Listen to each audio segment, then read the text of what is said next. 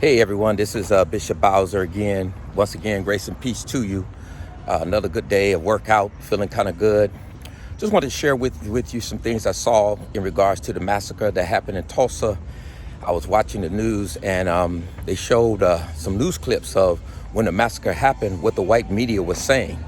And one of the things that they put up there in their newspapers was they talked about 2 whites got killed, or they talked about a lot of white people got shot, or now the National Guard is in. And so the narrative that they was framing is that white people were the victims and black people were the perpetrators. When the great massacre happened to black people were slaughtered.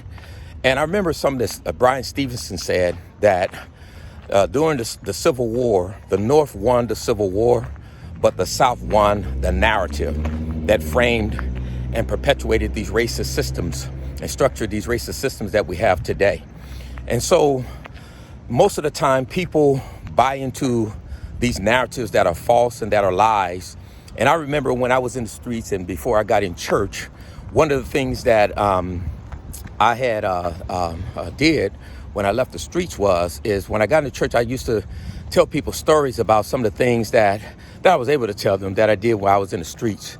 But then one of the things that I had to check myself on is that when I was in the streets, and telling my stories, I embellished them. I stretched the truth, to make myself sound good. And so one of the things that I had to do is ask myself when I was telling these stories, was it the truth or did I believe my own lie?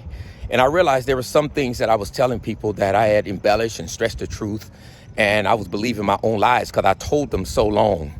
And when you look at white supremacy, white folks have told these lies so long to where that they really believe them. They really believe them. And the Bible says that that when you talk about not loving the truth, God will send you a strong delusion that you will believe the lie. So those that bought into the white supremacist narrative is under strong delusion from God. That's what this country is made of. Satan uses white supremacy in this country to bring hate, evil, and so on. So when you hear people say things like America's not racist, they bought into the white supremacist narrative. When you hear people say, what about black on black crime? When you're trying to address police brutality, they are bought into the white supremacy narrative. When you hear people say, well, more white people get killed by the police than black people, they're bought into the white supremacist narrative. When you hear people say, oh, black people are more violent and they're more dangerous and more of a threat, just look at all the homicides. They're bought into the white supremacist narrative. When you hear people say things like, oh, the reason why there's a lot of police in the black community is because there's a lot of crime, they bought into the white supremacist narrative.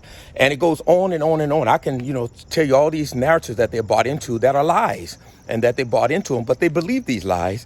Either they're white supremacists or white supremacist apologists, which are black people that push those narratives. And so we have to be careful and make sure that we're not under delusion, but that we're really looking at the truth and looking at the facts, especially when it comes to how black people are treated in this country. All right, don't believe in the white supremacist narrative. Frame your own narrative and push the truth, and you'll get a lot further, and God will be with you and blessings will come your way. But watch out for the white supremacist narrative. God bless.